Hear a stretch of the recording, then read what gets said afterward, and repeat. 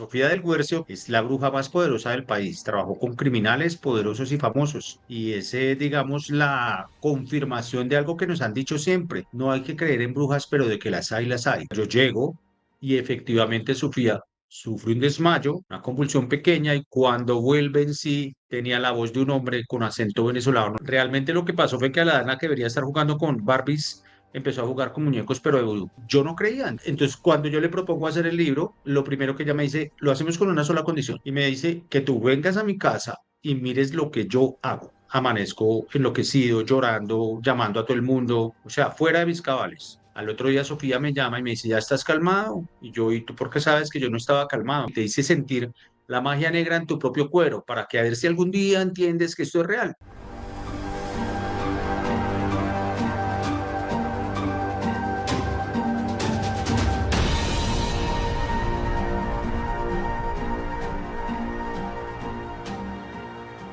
Hola a todos y bienvenidos una vez más aquí a Ventana al Misterio, un espacio en el que abrimos la mente a múltiples posibilidades. Y en este espacio, la verdad, los últimos contenidos a los que ustedes le han dado me gusta, han dejado comentarios, han dicho queremos más, tiene que ver con el tema de brujería, de rituales, de historias que pareciera que pasaran la realidad, pero que muchas de ellas nos sorprenden por esos hechos macabros, misteriosos o extraños que pueden estar impregnados ahí. Y hoy no solamente vamos a hablar de esas historias macabras o misteriosas, paranormales para muchos, sino que también vamos a hablar del trabajo periodístico de uno de los periodistas más destacados de Colombia. Un personaje que ustedes no conocen, ya se los voy a presentar, es la primera vez que hace parte de Ventana al Misterio, pero que yo lo conocí hace bastante tiempo.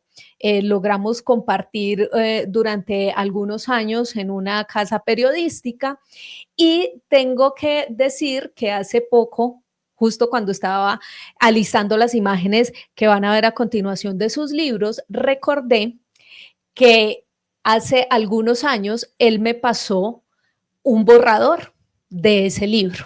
Me pasó un borrador de su libro, lo leí y quedé completamente impactada y le dije, esta es una gran historia. Mario Villalobos, ¿sí se acuerda que me mandó su borrador por correo electrónico? Por favor, Joa, tanto tiempo ha pasado y tú fuiste la tester oficial de esa historia, como te lo conté en su momento, esa historia, no sé, esperaba como el momento preciso para nacer, Dios, Mm. todo como decía mi abuela y seguramente la abuela de mucha gente que hasta ahora se conecta, saludo para todos, por supuesto, los tiempos de Dios son perfectos y Él decidió cuándo era, pero yo necesitaba que alguien como, tan sensible como tú me dijera si será una buena historia o no era una buena historia. Yo sospechaba que sí, pero como yo toda mi vida he sido reportero, no escritor, estoy empezando ese camino, soy un pichón de escritor. Pues nada, cuando tú me dijiste que sí, que te parecía que eso funcionaba, pues yo dije, bueno, vamos a meterle cuarta velocidad a este carro y démosle, ¿no? Y bueno, aquí vamos en el camino. Marito, sí, recuerdo muy bien esas letras, esos textos, y la verdad fue una historia bastante impactante y muy, muy llamativa. Es una historia demasiado llamativa. Pero bueno, contémosle primero a las personas que están aquí conectadas. Quiero contarte que no solamente nos ven en Colombia, sino en Argentina, en México, en España. Tenemos varias personas que nos siguen y quisiera que le contaras un poquito a la gente quién es Mario Villalobos, porque para nosotros los colombianos es habitual ver este rostro, señores, que es uno de los periodistas, como les dije al inicio, más destacados de este país, que ha pasado por infinidad de programas, tanto en radio como en televisión. Pero contémosle un poquito, Mario, a estas personas que no te conocen, cómo empezaste tu trabajo en el mundo del periodismo. Bueno, yo ya llevo 35 años, esta es mi temporada 35. Empecé muy chiquito a ejercer el periodismo, arranqué trabajando en un noticiero que se llamaba NTC Noticias, que ahora es Noticias Uno, que recibió durante 12 años consecutivos la elección del público como el mejor noticiero del país. De ahí pasé a Noticias RCN, que es uno de los dos canales privados de Colombia, luego pasó por canal institucional, por la televisión pública y llegué a Red Más Noticias, a Canal de Claro en Colombia, que fue donde tú y yo tuvimos la fortuna de compartir juntos en esa casa periodística, como decías tú, y de ahí me fui a Revista Semana un par de años también, y ya como que después de todo este tiempo yo creía que ya estaba todo chuleado, por fortuna mi trabajo ha sido reconocido, he tenido 3 veces el premio Simón Bolívar, que es el premio más prestigioso del periodismo colombiano y el premio de la Sociedad Colombiana de Prensa, ya cuando uno toca, pues como esos techos y en un mundo como este que tú sabes que la pandemia aceleró el avance de la tecnología, pues entró también este medio en una crisis profunda que llevó a que los medios y los dueños de los medios apostaran por tener eventualmente un talento más joven que resultara, para decirlo en buen español, más barato. Y digamos que los dinosaurios de la época, los que llevamos tanto tiempo, dijeron, oye, chao. Y pues uno también tiene que entender que hay unos límites en la vida. Yo ahí es necesario frecuentemente reinventarse. La reportería es una reinvención diaria, pero tiene un techo. Y bueno, pasó, me dio una tusa horrible, yo lloré mucho, era el amor de mi vida, pero no hay nada que el mar no cure, así que me fui para Dominicana, que es mi playa favorita, y no hay nada que el mar no cure y nada, aquí estamos. Empecé esa locura de empezar a explorar otra forma de hacer periodismo, que es escribir libros. Y cuando pasó esa anécdota tan linda de la que tú hiciste memoria, pues cuando yo ya me había enfrentado a qué hago con mi vida, yo dije, venga, si yo atesto esto y le parece que está chévere, ¿por qué no hacemos el esfuerzo? Y se dio la oportunidad también de que una editorial me abrió la puerta y ahí, bueno, ya vinieron muchas más cosas que vamos a comentar seguramente. Así es, en resumidas cuentas, este es nuestro invitado de hoy, nuestro personaje de hoy, un periodista destacado que ha sido premiado precisamente con los galardones más destacados en el periodismo de nuestro país, de Colombia, y que en medio de todo su trabajo como reportero, porque además cubrió los hechos históricos más importantes de nuestro país, se encontró coincidencialmente con una historia que es la que marcó su vida de alguna manera, él ya nos va a explicar por qué, pero que también lo llevó a ese siguiente paso y fue hacer su primer libro, que es este, Confesiones de una bruja. Marito, cuéntanos por cuál fue esa casualidad que te llevó a encontrarte con esta mujer, quién es ella y cómo llegas justo a esa historia. Yo, a Sofía del Guercio, que es la señora que la gente está viendo en la portada del libro, es real. Es la bruja más poderosa del país. Trabajó con criminales poderosos y famosos. Está viva, vive en la ciudad de Barranquilla, en la costa caribe de Colombia. Y es, digamos, la confirmación de algo que nos han dicho siempre. En Colombia hay una frase muy famosa que seguramente en otros países la habrán escuchado de que no hay que creer en brujas, pero de que las hay, las hay. Y ella es la prueba de que ahí existen y es la prueba de que los poderosos y la magia negra en este caso han estado juntos desde que el mundo es mundo, ¿no? Desde que estamos ahí, estamos hablando de los egipcios y el Imperio Romano y en el Medioevo y en la época contemporánea. Corría el año 99 y por esa época empezó una serie de, como una oleada, Joa, de sucesos extraños en Bogotá, donde había niños secuestrados, niños de 7 8 añitos, y resultaron vinculados a una serie de ritos satánicos.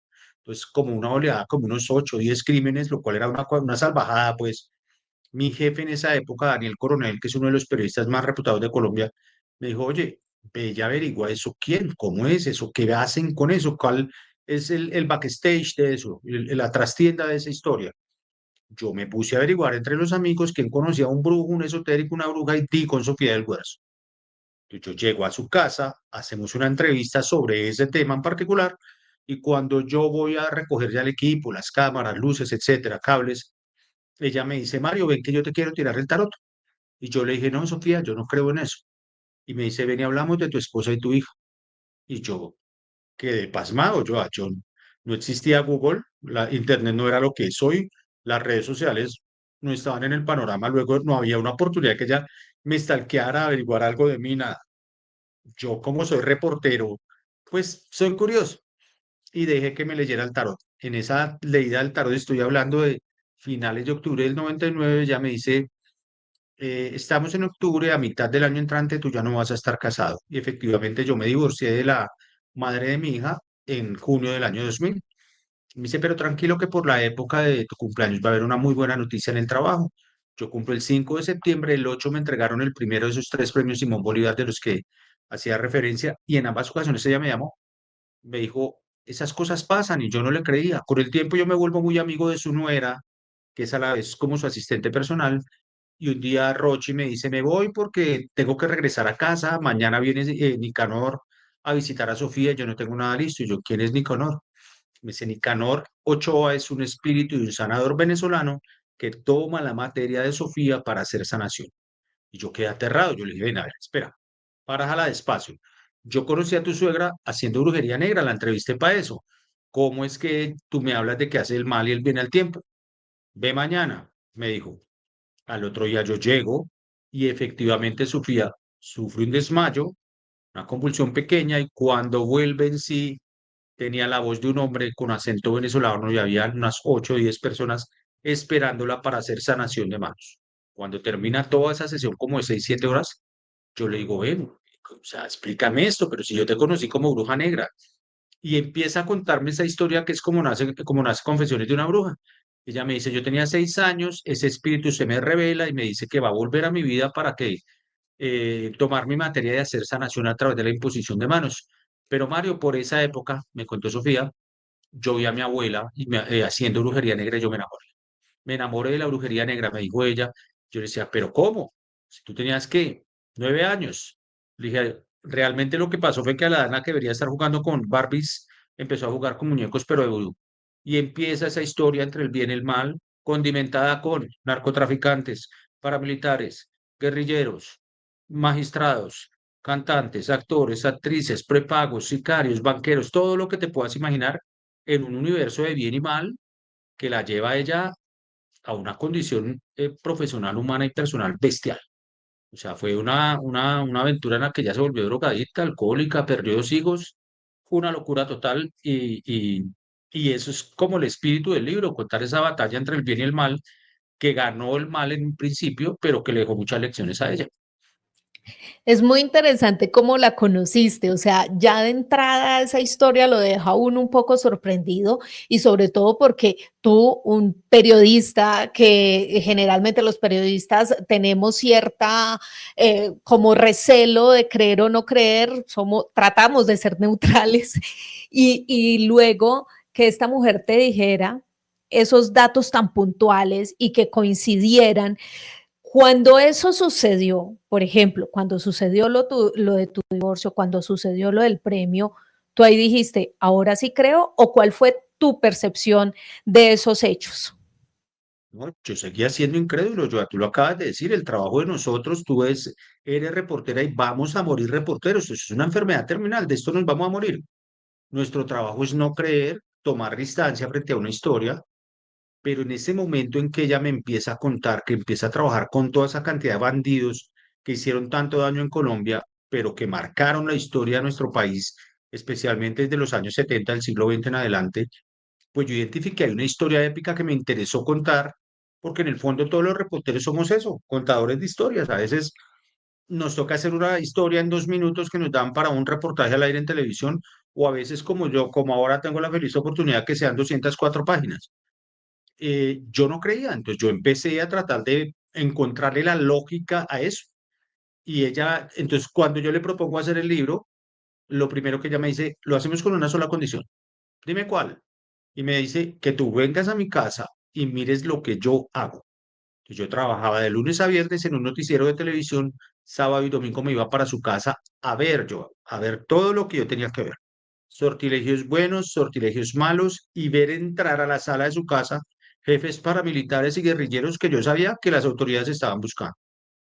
Banqueros súper destacados, políticos súper destacados, cantantes, futbolistas, actrices, modelos, o sea, criminales poderosos y famosos, porque en el fondo uno veía que había dos sentimientos que marcaban ese deseo de la gente por buscar respuestas en el más allá de lo que no sabían en el más acá. Y eran dos sentimientos bestiales. Yo, al primero de ellos era la venganza, especialmente las mujeres, con la venia de ellas. Si Mario Villalobos no es para mí, no es para nadie, Sofía Cábelo. Y el miedo que le generaba a los poderosos, que otro poderoso les arrebatara el espacio económico, social, el dinero, la prestancia, el hecho de ser importantes, ¿no? y yo fui testigo de cómo pasaron muchos protagonistas de la historia de Colombia e incluso gente de otros países, porque ella atendió gente de otros países, y yo me seguía sin ser, digamos, sin creer, porque yo decía, claro, tú eres muy racional como reportero y dices, yo, esto no es, esto no pasa, y yo veía cosas, pero no creía hasta que hubo un episodio que parte en dos, esa decisión mía de creer a pie juntillas qué es lo que sucede. Un día ya estaba trabajando con un velón de desespero, con un velón, pues así, Chan.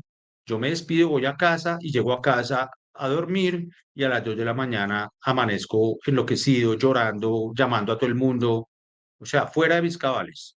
Tuvieron que venir mi familia a personarse de mí porque yo estaba desesperado. Al otro día Sofía me llama y me dice, ¿ya estás calmado? Y yo, ¿y tú por qué sabes que yo no estaba calmado? Me dice, porque ayer, ese velón que viste ayer es un velón de desespero y te lo puse a ti, te hice sentir la magia negra en tu propio cuero para que a ver si algún día entiendes que esto es real. Por supuesto, yo en ese momento me enfurecí, Joana. Duré como 2 meses o algo más sin hablarle a Sofía. Y consideré, te lo confieso, es la primera vez que hablo de eso, consideré la posibilidad de abortar el proyecto, porque yo dije, no, ya es meterse conmigo y no, no, hasta ahí no. Rochi, su nuera, mi gran amiga, fue la que hizo como de canciller y me dijo, ven, cálmate, respira, vamos a continuar y seguimos adelante. Finalmente, ese hijo mío nació, pero definitivamente ese fue el episodio, Joa, que me hizo entender a mí que por más incrédulo que uno sea como reportero, ahí hay cosas más allá de lo tangible y porque son tan terribles y tan oscuras, la lección de Confesiones de una bruja para mí es decirle a la gente, no te metas con ese negro, no te metas con ese universo, no te metas con esos protagonismos, porque al final del túnel de la brujería, negra, blanca, azul o rosada, la que tú quieras, al final de ese túnel no hay luz. Tremendo, tremendo todo esto, porque literal era como, sí, no me cree, pues tome lo suyo para que vean que esto es real. Tremenda Como una esta mamá mujer. dándole palmaditas a un bebé. Pau, Pau, ¿no crees? Bueno, ven, yo te muestro que sí.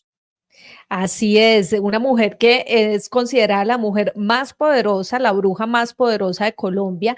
Y quiero, Mario, que nos cuentes las historias que puedas dentro de esas visitas que tú le hacías a ellas, ya nos contabas. Viste ahí una cantidad de personajes públicos destacados, tanto en el ámbito legal como en el ilegal, artistas, músicos, actores y personas del común. Para ti, ¿cuál fue esa historia que más te impactó en todo ese proceso de entrar y ver estos rituales que practicaba Sofía mientras los atendía a ellos? Hay tres historias, voy a tratar de ser breve para resumir y que la gente entienda de qué estamos hablando. Para quienes no viven en Colombia, pues aquí tuvimos actores al margen de la ley, la guerrilla de las FARC, muy famosa internacionalmente, y sus opositores, que eran las autodefensas, que eran una especie de grupos armados por los propios campesinos, grupos de autodefensa, que coloquialmente aquí lo llamábamos los paramilitares, eran enemigos a muerte los unos a los otros. Y hacían ambos, tanto guerrilleros como paramilitares o autodefensas, acudían a donde Sofía que les hicieran rituales para protegerse en medio del combate y de la guerra. Eran ellos enfrentados a plomo, a tiro limpio, entre ellos y también con la fuerza pública, la policía y el ejército de Colombia. Uno de los rituales más famosos era el denominado cruzamiento, que es un ritual que es antiquísimo y que consiste en una velación. Le voy a mandar unas fotos a Joa para que se las comparta, para que vean cómo es, para que justo cuando estemos narrando este pedazo ustedes puedan verlo gráficamente. Consiste en que esa persona se hace 7 tatuajes alrededor del cuerpo. Estamos hablando de la nuca, el pecho, las muñecas, la pantorrilla y la espalda. Esas tatuajes no los puede hacer cualquier tatuador, es el tatuador de confianza de Sofía. Se hace con una tinta especial, que es una tinta virgen, quiere decir que no ha sido usada para otro ritual. Ella usa unos aditamentos como unas pomadas, y hace su sortilegio. ¿Qué pasa cuando una persona es cruzada? Cuando termina ese sortilegio, va a combate, lo hieren, sangra, pero no se muere.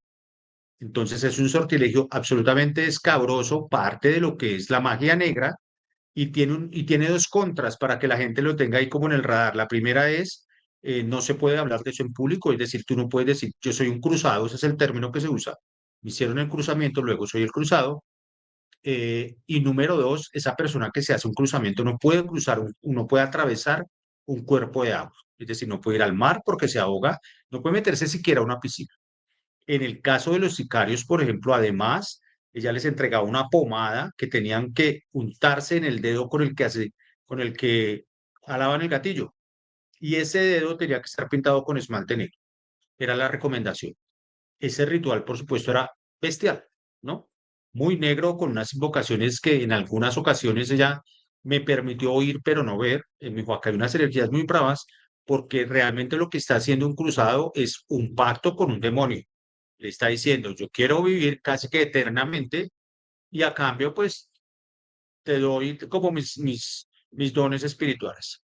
El segundo ritual era las aseguranzas. Todos hemos visto o todos solemos cargar una cadena como esta que tengo yo aquí, ¿cierto? Aquí yo tengo la Milagrosa y San Benito que son como mi seguro de vida, ¿no? Yo soy muy devoto de la Virgen, allá atrás la ven, flores y Sí. yo mi rosario a diario porque ese es mi seguro de vida y como mi abuela me crió a mí y mi madre. Pues bien, la gente que se hace las aseguranzas, yo eran también criminales como estos paramilitares y guerrilleros, pero eran más como bandidos urbanos. Me explico, ladrones, sicarios, lo que llamamos en Colombia apartamenteros, gente que entra a desvalijar casas y gente normalmente asociada al crimen. Las famosas oficinas de cobro que se llaman en Colombia, que son sicarios al servicio de las bandas multicrimen que pululan en Centroamérica, en Sudamérica y también lo están ahora en el sur de Estados Unidos. Pues bien, ellos hacían una aseguranza que era una cadena como esta, con 7 dijecitos que corresponden a las famosas 7 potencias africanas. Recordemos un poco en contexto muy breve que cada deidad de la religión africana tiene su equivalente en el sincretismo a una deidad católica. Entonces, Babalu Aye es San Lázaro, y así sucesivamente. Pues bien, el trabajo consiste en que ponen una cadena, ponen los 7 dijecitos, hacen un ritual que ustedes lo van a poder leer en el libro con mucho detalle, y esa persona, la recomendación es, tú no exhibes esa cadena, pero cuando esa cadena se caliente, tú tienes que huir porque te van a atrapar. Pues muchísimas veces yo como reportero asistí a ruedas de prensa donde había oficiales de la fuerza pública diciendo, le hicimos un cerco con un avión fantasma puesto por los Estados Unidos a alias Mario, le tiramos 100 kilos de bombas, llegamos hasta el campamento, encontramos una cantidad de información de inteligencia, matamos a su primer círculo de seguridad, pero el tipo se voló. Entonces la aseguranza la aseguranza de la cadena es exactamente para eso. Ese segundo ritual también era muy monstruoso de ver y de escuchar. Yo lo escuché una vez y luego de tanto molestar a Sofía, me permitió asistir a uno, pero no adentro del cuarto, sino por fuera, y yo lo apreciaba desde una ventana. La condición fue, no me tomas fotos, no me grabas audio. Entonces imagínate el terror que me significaba a mí escuchar y ver y tomar apuntes. Ya después yo le preguntaba, ¿y esto por qué? ¿Y esto por qué? ¿Y esto por qué? Y ahí me lo completaba. Y el tercer ritual fue una cosa bestial. Un vecino de ella, llamado Esteban, era un chico de unos 24 años, grandísimo, de 1,90, un vikingo grandísimo, eh, adicto al gimnasio. Yo llevaba sin verlo tal vez unos 4 o 5 meses y un día llegaba yo a casa de Sofía y me lo encontré así, cara a cara, y estaba como un palillo, delgado, como un pitillo, un popote, como dicen en México, súper delgado, había perdido peso, llevaba 6 meses de médico en médico y todos los médicos le decían a él y a la mamá, usted no tiene nada. La mamá, doña Clemencia, me dice, Mario, mira, por favor, ayúdame para que Sofía reciba a Esteban, mira que él está muy enfermo. Yo no solía meterme en eso, pero me conmovió tanto la situación del chico que lo llevamos. Sofía le tira el tarot, le pide el favor a la mamá que se salga porque necesita hablar en privado. Yo traté de salirme también porque entendí que era una conversación privada y Sofía me dijo, no, tú te quedas, necesito que veas esto. Le tira el tarot y le dice, mira, tú tienes una novia así, así, así, así. Esa novia se llama Joana, ¿verdad? Y el tipo era aterrado. Pero esa novia tuya tiene una hermanita menor, ¿verdad? Sí, tú tuviste un rollo con esa hermanita menor. Sí, y el chico se ponía rojo de la vergüenza que le daba porque Sofía le estaba revelando a todo. Le dice, pues esa Joana y tú cortaron porque tú te metiste con la hermana. ¿Ok? Entonces, Joana y tú se siguen frecuentando, ¿verdad? Ustedes son amigos. Sí, claro, Sofía. Y ustedes suelen salir a tomar mucho café juntos, porque es como como decimos en Colombia, un parche, un plan de amigos siempre ir a tomar café. Nuestro café es inigualable, todo el mundo lo sabe. Sí. Dijo, pues en ese café, la famosa Joana de turno te está echando una brujería en unas gotitas, ¿no? Él quedó aterrado y le dijo, doña Sofía, ¿qué hago? Sofía le dice yo, ve y trae un aceite de oliva extra virgen y unos limones y vamos a hacer un ritual. Lo acuesta en una camilla, le hace tomar el aceite con el limón que ya había conjurado, empieza a hacerle sanación de la garganta, a imponerle las manos de la garganta a la barriga y el chico empieza a gritar como un loco diciendo que siente que lo están desgarrando por dentro. Después de unos 3 o 4 minutos, Sofía levanta al chico, le dice a un asistente, traiga un balde. Y yo le pregunto, ¿un balde para qué? Me dijo, tú callado y mira. Cuando ella incorpora al chico, Joana, el chico empieza a vomitar sapitos vivos de este tamaño, de más o menos 1,5 centímetros, en medio de una babasa horrible en su aspecto y en su olor, a punto que yo casi me vomito también. Y pum, yo me fui absolutamente espantado, ¿no? Ya después, ella me contó, mira, la chica hizo una vaina absolutamente bizarra con sus fluidos corporales y le produjo al chico una brujería que consistía en que lo secaba físicamente. El pelado perdió cerca de 30 kilos en un espacio de 4 o 5 meses. Ese mismo sortilegio se lo aplicó a un famosísimo cantante colombiano que llevaba 6 meses sin poder cantar porque tenía la garganta enferma. Él no creía que eso pasara. Y Sofía le explicó, mira, eso es tan cierto que tú tienes el mismo hechizo que le hicieron a este vecino mío. Esas son como tres experiencias imagínate, el libro, yo iría haciéndole reportería al libro 20 años. Así que podríamos pasar 2 semanas aquí contando historias, pero Ujú. esas tres como que me marcaron mucho, yo me aterraron muchísimo. Eh, y por supuesto, amén de muchas cosas que yo sentí en casa, que pues también fue bastante fuerte. Exactamente, para allá ir. Y es el medio de toda esa investigación, de ir a ver semejantes rituales, de sorprenderse, porque realmente estar de frente a esa realidad que uno cree que literal esto es otro cuento, que eso está en el más allá, que eso no existe, que las brujas están en otro mundo. eh, Chocarse de frente con eso, ver esto y decir, jue madre, esto sí es cierto. ¿Cómo te afectó a ti en tu vida personal? Viviste, sé que viviste algunos momentos de fenómenos extraños, en particular tú mismo en tu casa. Cuéntanos un poquito de eso. Así es, digamos, hice mi trabajo, tomé distancia frente al personaje. Sofía siempre me advirtió que había muchas energías. Yo siempre que llegaba allá a casa, yo iba en el trayecto de mi casa a la casa de Sofía, yo siempre iba orando, siempre hacía mi rosario porque es una costumbre que tengo desde niño y le decía a Dios, dame el suficiente aguante para soportar lo que yo tengo que ver. Y cuando estaba escribiendo, yo le decía al Espíritu Santo, dame la sabiduría para poner palabras sabias que permitan dar un mensaje. Porque si tú miras, son muchas aventuras y muchos cuentos, pero hilar eso para generar un mensaje necesitaba una dosis extra de concentración.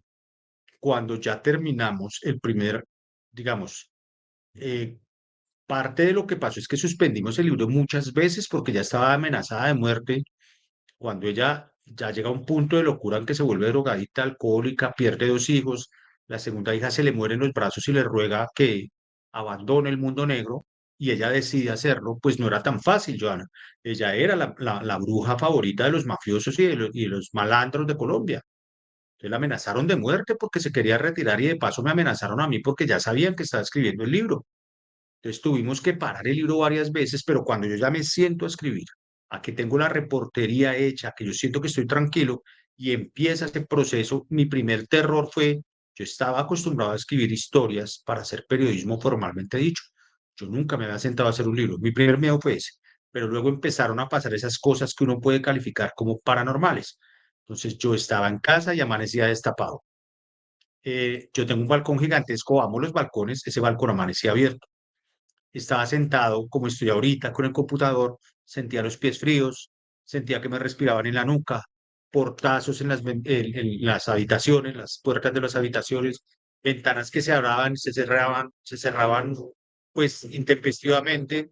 Y lo que más me aterró fue un día en que yo en esa época grababa con grabadora de casete, cinta.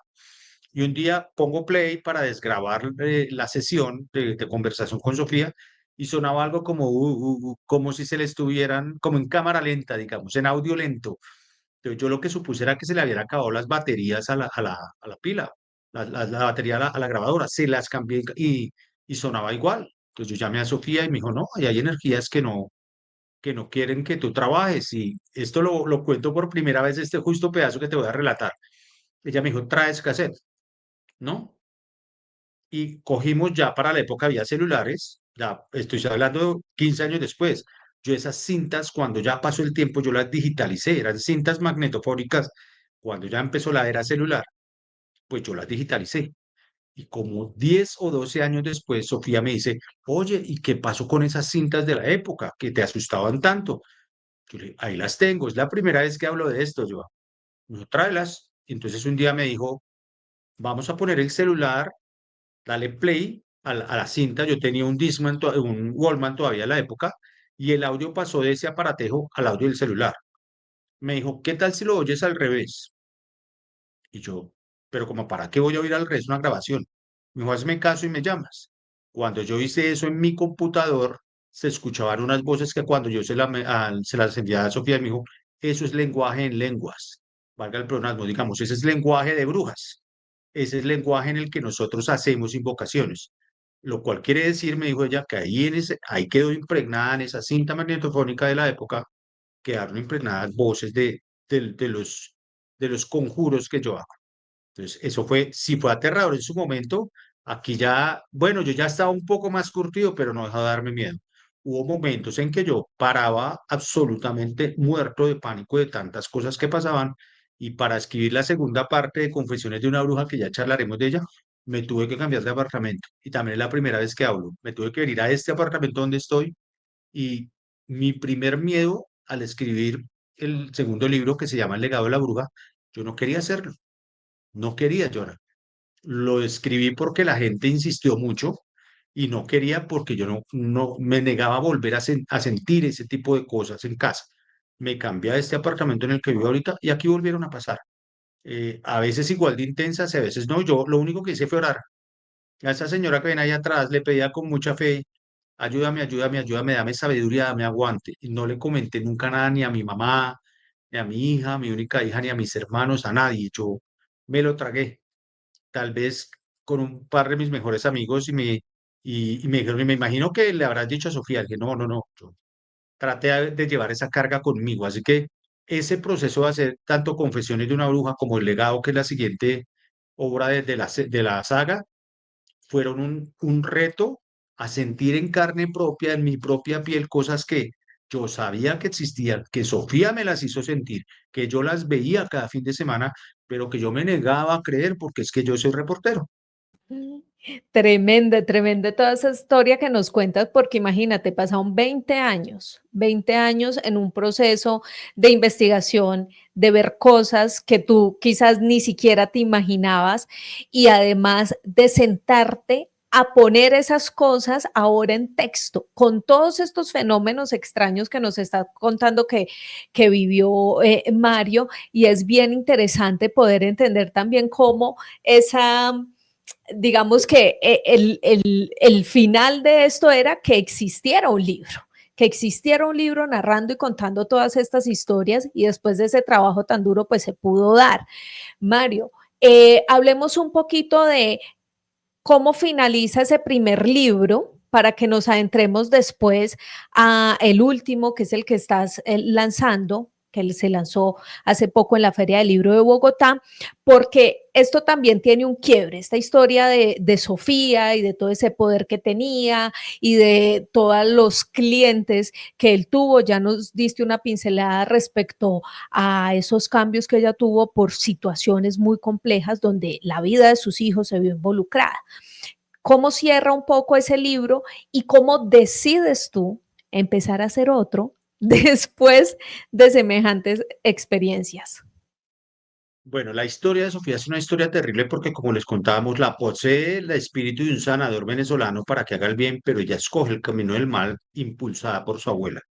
Algo que es determinante es que ella era muy pobre, Joana. Entonces, ella nació en el Banco Magdalena, que es una población muy pobre, a orillas del río más importante de Colombia, y de ahí a la costa Caribe, por ese río eran 4 horas. Entonces, ella ahí, los primeros criminales con los que trabaja son los varones de la en los 80, 70 y pico, algo así. Luego empieza y trabaja con Pablo Escobar, con Gonzalo Rodríguez Gacha, con los grandes capos de la comunidad. Luego se viene hacia el centro del país a trabajar, como les decía, con paramilitares y guerrilleros. Y finaliza en Bogotá conociendo otra clase de gente, otro espectro de poderosos. Y estamos hablando de ministros, de senadores, de cantantes, actores, actrices, banqueros, como les contaba. En medio de esa barahunda ya se vuelve adicta a la plata. La plata para allá significaba eh, el, el- la consagración de tantas carencias infantiles, pero además era adicta a sentirse poderosa. Cuando ella le producía pánico a paramilitares, a guerrilleros, a sicarios, que mataban, como decíamos en Colombia, matan y comen del muerto, pero parecían ser batillos totalmente desvalidos en casa de ella, eso la hacía sentir a ella súper poderosa, la sentía muy soberbia. En medio de esa locura se vuelve drogadicta, se vuelve alcohólica, cae a lo profundo de ese pozo, mantiene una pelea con un espíritu que ella llama de luz baja, para nosotros un demonio, para hablar en buen español, y ese demonio mata a dos de sus hijos. Ella sueña cómo van a morir. La segunda hija se toma unas pastillas, cansada de ver que su mamá no le prestaba atención. Su mamá estaba demasiado entretenida contando plata, porque le pagaban en un solo trabajo 10, 15, 20.000 dólares en efectivo, en pesos colombianos o en dólares. Entonces esta chica se y camino al hospital fallece en los brazos de Sofía y le dice, mamá, por favor, no más, sal de eso, no más, ya destrozaste la familia. Sofía ya había perdido un hijo y no abandonó el mal. Tuvo que perder la segunda hija para decidir. El libro termina cuando ella toma esa decisión de irse del mal, pero no era tan sencillo como proponerse.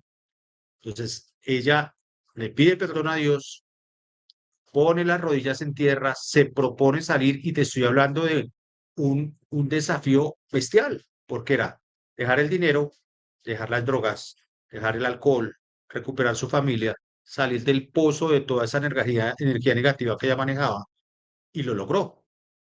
Termina Confesiones de una bruja y en un conversatorio alguien le pregunta a Sofía, que nos acompañó, dicen, oye Sofía, ¿y cómo fue ese proceso? Pues, y ella dice, fue muy difícil. Y alguien pregunta, y Mario también sabe de eso, y suelta esta frase que es campeona, Joan. Dice, es que lo que está escrito en Confesiones de una bruja no es ni el 10% de lo que Mario vivió conmigo haciendo su trabajo de periodista, de reportero. Y empieza la gente, yo no soy muy digital, de hecho vivo de la industria digital, pero no soy activo en mis redes porque me dedico es a ayudar a que la gente construya sus propios universos digitales. Un día cualquiera me levanto y tenía como 400 mensajes en Instagram de gente diciendo, ¿qué hubo, qué hubo, qué hubo, qué hubo? Nos va a dejar iniciados, no nos va a contar la segunda parte. Y esa es la razón por la cual nace el legado de una bruja, que creativamente fue un reto bestial, porque yo ya había contado una historia demasiado épica. Yo Mm, decía, ¿qué puede ser más emocionante que esto? Entonces, entré en un proceso de pensar, porque historias y material había de sobra. Sofía tenía razón. O sea, historias.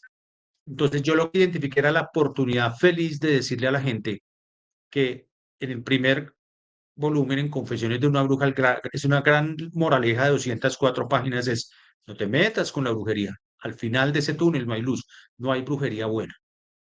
Y me puse a fijarme, a conversar con sus hijos, con su hija, la única que queda, con Rochi, mi gran amiga, y con sus hijos, los nietos de la bruja, y yo me puse a preguntar, ¿cómo diablos le perdonaron a Sofía tantas cosas perversas? Y cualquier día se iluminó el bombillo.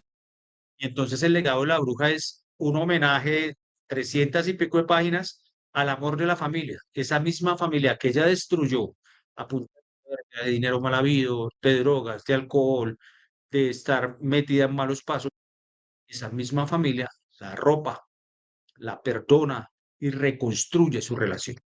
Entonces, si esa familia tan disfuncional, yo fue capaz de perdonarla, tú que tienes esa mala relación allá con tu esposo, tú que peleas con tu mamá, tú que tienes diferencias con tu hermano, tú que no le hablas a fulano o a mengano en tu familia porque no arreglas las cargas. Cuando uno revisa el bolso de la vida que uno carga y lo mira bien en el fondo, lo único que tiene es el amor de la familia. No hay más nada sino el amor de una familia. Entonces, ¿cuál es el legado que Sofía como bruja le deja a su familia? El amor. Y es el segundo volumen, El legado de la bruja, es un homenaje al amor de la familia. Pero no por eso tiene mucha piel, es muy sensible. Hay lectores que ya lo completaron de leer en 4 o 5 días y me han dicho llorando, hermano, esto es demasiado, pero no por ser de tanta piel, ser tan emocionante y tan sensible, no deja de tener episodios bestiales. Entonces hay una historia con Cristiano Ronaldo. Con Cristiano Ronaldo, ¿cómo así que con Cristiano Ronaldo? Denos un adelantico de esto, por favor. Ok, alerta de spoiler para que lo lean. Año 2009, Cristiano jugaba en el Real Madrid y convoca una rueda de prensa un brujo español llamado Pepe, nativo de Málaga, donde dice, a mí me contrató una exnovia de Cristiano despechadísima porque él lo dejó. ¿Recuerdas que te dije que muchas mujeres eso era una cosa demasiado fuerte? Y el tipo dice, esa chica me contrató para volver a Cristiano un futbolista de cristal. Y le hice un sortilegio con una cuerda de cáñamo que tiene 7 nudos y cada que yo desate un nudo, decía el brujo, cada que yo desate un nudo, él va a sufrir una lesión. Todo el mundo creía que era un charlatán. A los 4 o 5 días de que él dijo eso, Cristiano sufrió la primera lesión en un partido de Champions contra el Olympique de Marsella. Quienes quieran googlearlo, ahí está, 2009. Y entonces el brujo sale y cobra en público y empieza a dar más pistas. No, y lo que viene. Y fue tan explícito con el tema que dijo, al final él va a quedar con la cara desfigurada.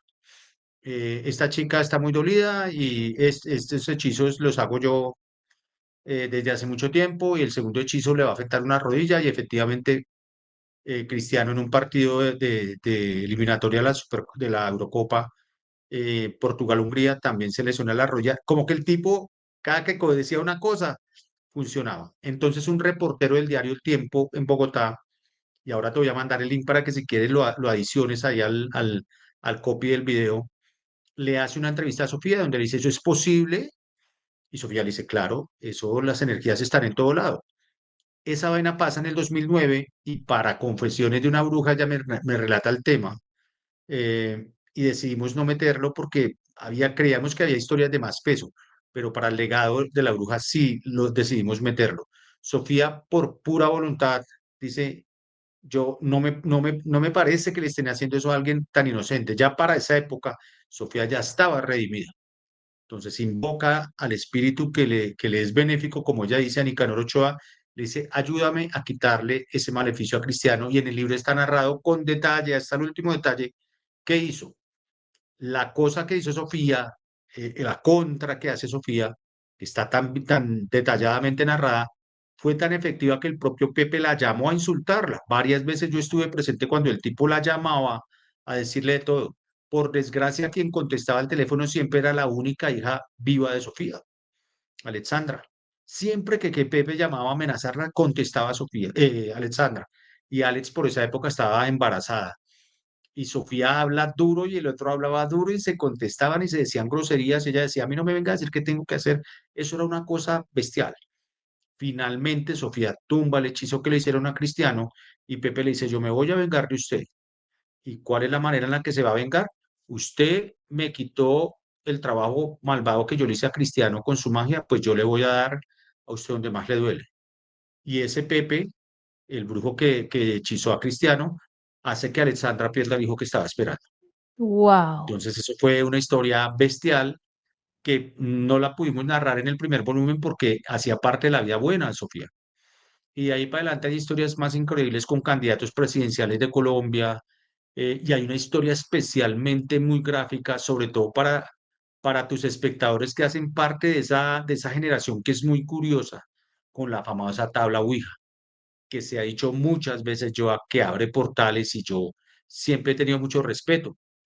Hay una historia que narra como un asistente de la bruja, que era amigo de sus nietos, muere su abuela, que era la única persona que en verdad lo quería, y un amigo le dice, no, pues busquemos una ouija y la contactamos. Pues el chico se pone a jugar con la ouija, se le mete un demonio a él y ese demonio le ordena matar a Sofía y ella finalmente logra controlarlo.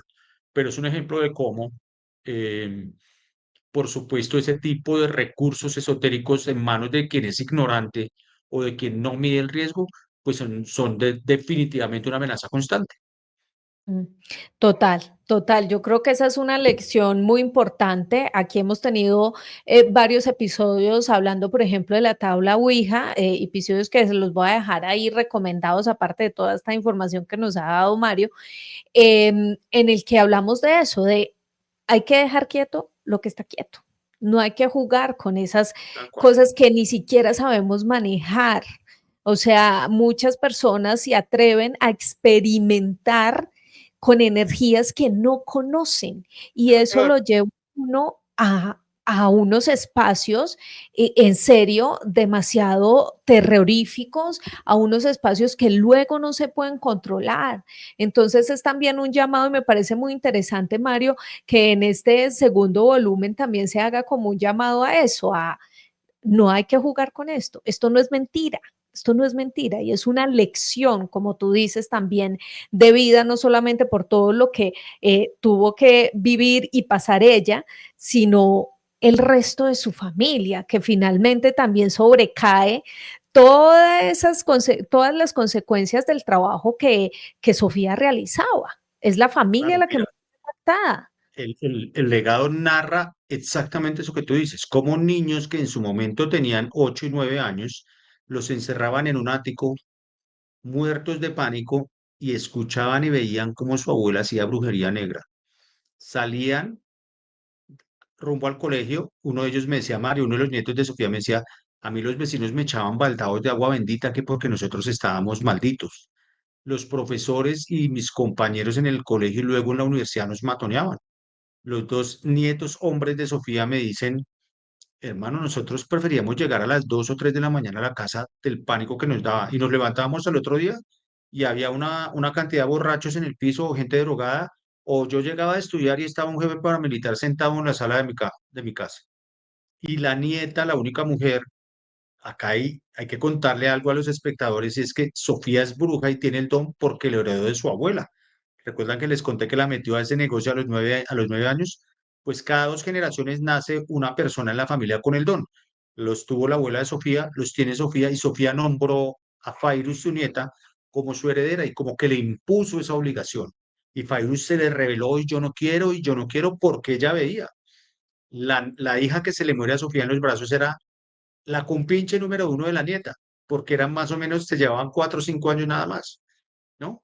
Entonces, Fairuz se niega a hacerse cargo de esa herencia maldita, llamémoslo así, pero Mm, sufrió cosas increíbles en casa. Entonces narra un episodio, por ejemplo, me dice, Mario, yo llegué a la universidad, me fui a bañar, era fanática de ver Grey's Anatomy, esa serie estadounidense tan famosa. Me dice, yo prendo el televisor, estoy viendo el closed caption porque estaba aprendiendo a hablar inglés, a pronunciar mejor el inglés, y de repente los letreritos del closed caption dejan de ser en inglés y empiezan a mandarle mensajes a ella. Fairuz, tú no me amas, Fairuz, tú por qué te me resistes, Fairuz, tú eres mía. Entonces le espantaba terrible. Al otro día viene un amigo de ella a hacer un trabajo de la universidad a casa, prenden el computador y por las bocinas del computador empiezan a oír ruidos paranormales y un ser diciéndole que ella le pertenecía, hasta que ella un día se le para y le dice a la mamá, ¿hasta cuándo le vamos a aguantar el cubo de Sofía que nos echa todos los días? Y su mamá, Rochi, para efectos de esta historia de la familia de Sofía, era el amor y control de Rubén Blades, la persona que mantenía la calma, que mantenía el equilibrio, que soportaba incluso ataques espirituales también. Un día yo llegué a una sesión de entrevista un fin de semana y encontré a Rochi con un ojo morado acá. Por esa época tenía un novio que a mí no me gustaba. Y yo le dije, ese tipo le pegó, Rochi, no me diga mentiras. Me dijo, no, no, no fue eso. Fairuz, su hija, fue la que me dijo, no, Mario, anoche mi mamá tuvo acá un ataque espiritual y entré yo al cuarto de Rochi y estaban muchas cosas rotas. Ella con arañazos, tenía moretones en las costillas y estaba golpeado en un ojo, tenía un ojo lleno de moretones. Entonces yo ahí hacía de tripas corazón y entre más cosas terribles pasaban, yo como que más me animaba extrañamente a hacerlo. pero un poco para redondear el tema, el legado de la bruja muestra cómo esa familia que Sofía destruyó fue capaz de perdonar todos sus excesos, con la brujería negra, con la plata, con las drogas, con el alcohol y sacarla al otro lado. Y Uy, mi qué intención fuerte. al hacer el segundo libro, que como te conté, yo no quería hacer, porque me Ujú. moría de pánico de volver a sentir cosas y las volví a sentir. eh, yo pedía fuerza espiritual para aguantar cosas, pero sobre todo sabiduría para dejar en el fondo la lección de la cual hablo. No hay nada que el amor de familia no pueda curar. Si esta familia tan terriblemente sufrida y esta señora tan desquiciada, tan loca, tan mala, tan perversa como lo fue, fueron capaces de rehacer sus relaciones y salir al otro lado, pues tú también puedes hacerlo. Sofía tenía en el apogeo de su soberbia, ella tenía una frase, decía, Dios en el cielo y Sofía en la tierra. Así de soberbia era. La vida le cobró con creces esa soberbia, se volvió adicta a las drogas, al alcohol, al poder, cayó a lo más bajo, pierde dos hijos y es precisamente esa familia que destruyó la que la saca a flote. Tremendo, tremenda esta historia, porque finalmente es un mensaje muy lindo después de tanta oscuridad, ¿no? Y sobre todo la fuerza de su familia, juepucha, es que todo lo que vivieron, todo lo que vieron, y igual seguir ahí firme y decirle, no, venga, jalémonos para la luz todos, porque tú haces parte de esta familia, no te vamos a rechazar y vamos a perdonar todo lo que sucedió. Eso me parece el mensaje más poderoso de esta historia tan fuerte. Marito, ya se nos va acabando el tiempo, pero quiero hacerte ahí una pregunta. Dijiste que cambiaste de apartamento, cambiaste de casa para poder escribir este segundo libro. ¿Qué pasaba en tu anterior casa? Pasaba de todo, lo que te dije, yo sentía las puertas se cerraban duro, ¡pum! Yo Ujú. sentía un frío intenso en los pies helados yo. Yo sentía que me respiraban en la nuca y yo volteé a mirar y no hacía nada. Yo dejaba un objeto en un sitio y aparecía en otro. Eh, los portazos, las ventanas, yo como te dije, amo los balcones, siempre vivo en un apartamento con balcón. Yo los cierro por la noche por obvias razones, el clima de Bogotá es muy frío, amanecía abierto, las cosas se me perdían.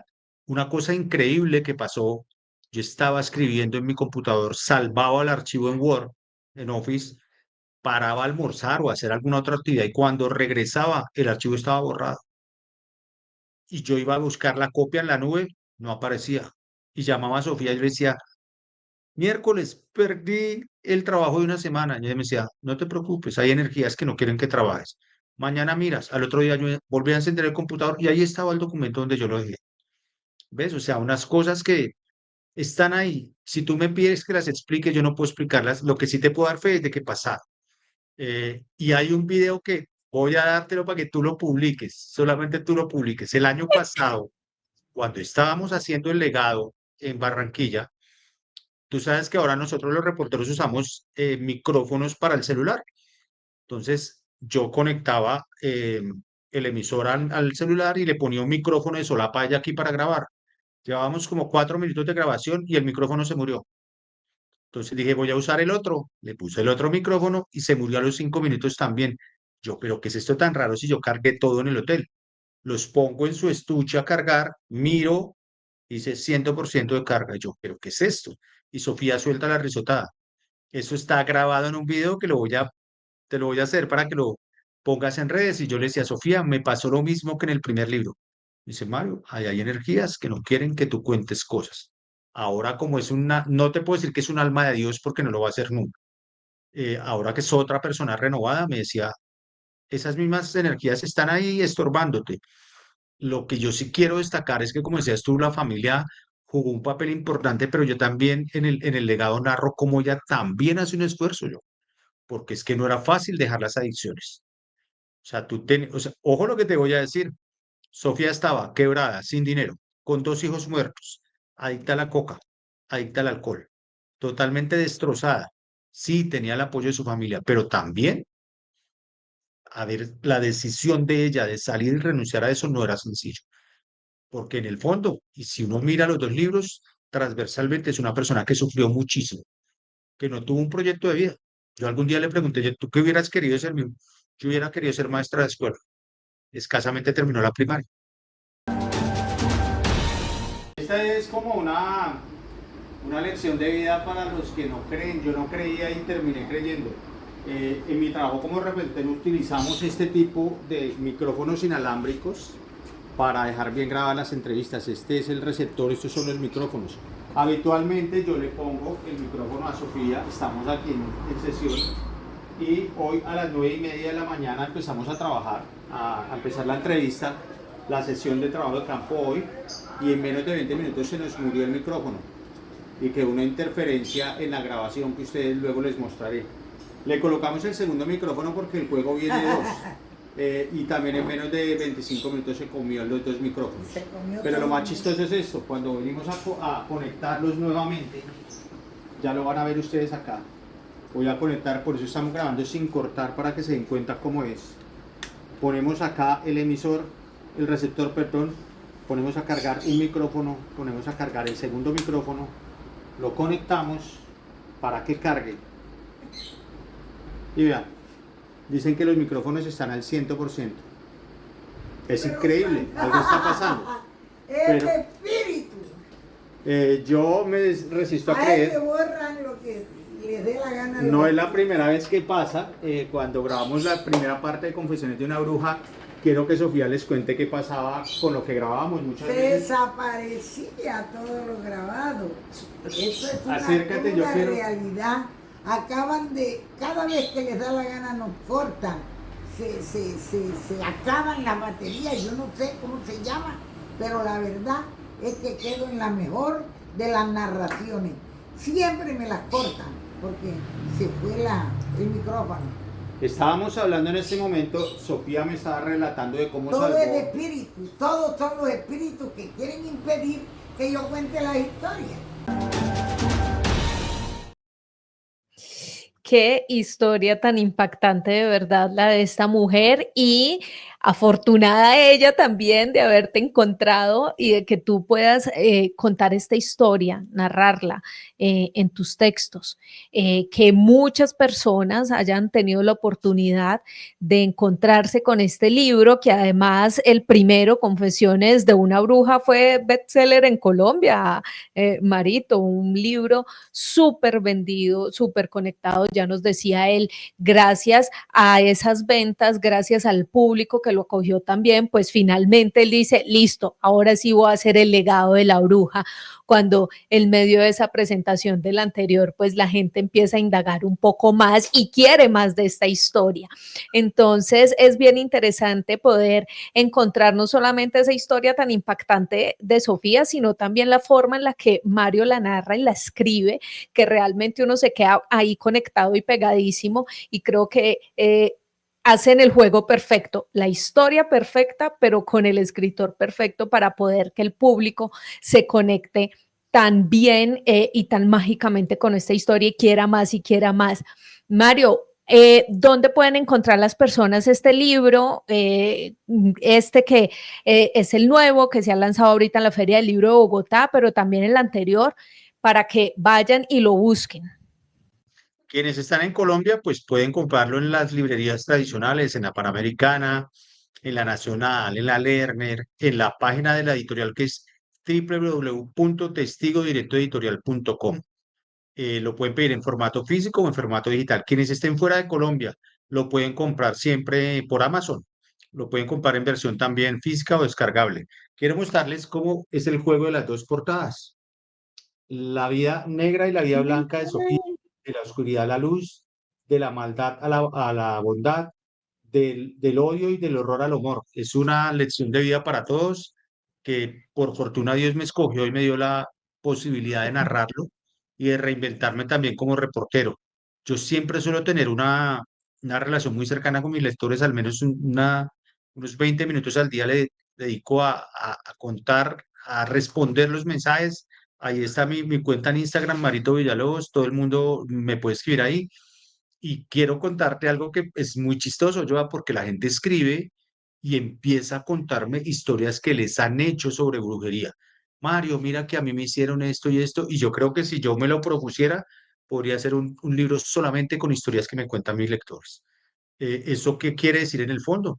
Que esas energías están ahí, que ese Ujú. mundo negro está ahí, que es real, que está presente, que nos acecha y que por lo tanto hay que recostarse en la familia y en esa fuerza superior en la que todos creemos. Llámalo Dios, llámalo Buda, llámale el universo, qué sé yo, como tú quieras, a esa fuerza que está allá arriba y que nos ayuda y que nos conduce, ahí es donde debe estar y hay que estar en el lado correcto de la historia. Pues qué maravilloso mensaje el que nos dejas al final. Ya saben, busquen estos 2 libros fabulosos en los cuales ustedes se van a entretener de una manera formidable con esta historia de Sofía. Esto solo fue un pincelazo de todo lo que se pueden encontrar en ese libro. Ya saben, la primera versión, Confesiones de una bruja, y la segunda, El legado de la bruja, de Mario Villalobos, en cualquier librería del país, también por Amazon, quienes están por fuera y van a quedar impactados con estos textos y estos testimonios que hay allí. Y por supuesto nos quedamos con ese mensaje final, Mario. Yo creo que la verdad, el trabajo que hiciste durante tantos años, pues se ve recompensado no solamente en darle cara a Sofía, en mostrar a Sofía, sino también en el mensaje que en el fondo era lo que querías impactar con tus lectores o a tus lectores. Entonces, finalmente, también es bien interesante no solo ir por el morbo de la historia de Sofía y de los rituales que hacía, sino también de ese mensaje tan poderoso de familia, de unión y de que las cositas que uno no conoce es mejor dejarlas quietas porque que las hay y eso así es, ¿sí o no, Mario? Tú más que todos pudiste experimentarlo. Definitivamente, yo a la gente, mi consejo muy cariñoso, muy respetuoso, no se metan con la brujería, arropen a su familia, amen sin límites, abracen, besen, compartan café, compartan tiempo, abandonen los celulares y vuelvan al manantial que significa decirle a ese hijo, a esa mamá, a ese papá, a tu esposo, a tu pareja, te amo. Quienes han sufrido la brujería en carne propia dan testimonios así, por montón, de lo malo que puede llegar a ser. No busques un amor que no es para ti, no lo busques en la brujería. No busques un poder que no es para ti, no lo busques en lo oscuro. Mírate por dentro, ponte una linterna en tu corazón y ama sin límites. La vida es demasiado cortica. Decía Juanes, la vida es un ratico y además yo siempre he dicho, la vida es prestada. Mi lección de estos 2 libros se resume en la última frase de Confesiones de una bruja. La pronunció mi abuela y se la robamos para el libro. Cuando me veía tan loco en mis años de juventud, antes de tener canitas, me decía, "Hijo, la juventud es un defecto que se quita con los años". Esa es la frase final de Confesiones. Y considero que es una frase profundísima porque le dice a uno, los errores se cometen por precipitud. Amen sin límites, abrácense y por favor, denle like a este video, compártanlo, coméntenlo y si sienten que les suma para su vida, cuéntenle a alguien que hay una historia que todo el mundo necesita saber. Así es, a todos los que están aquí conectados, en serio, muchísimas gracias por todos esos comentarios, por el cariño, por ver este contenido hasta el final. Recuerden que ustedes lo pueden compartir fácilmente en sus propias redes sociales, en su grupo de WhatsApp de la familia, de los amigos. Ay, mire, este video está buenísimo. Vayan, escuchen la historia de Sofía, pero también vayan y compren el libro de Mario Villalobos. Un abrazo para todos y por hoy cerramos esta ventana al misterio.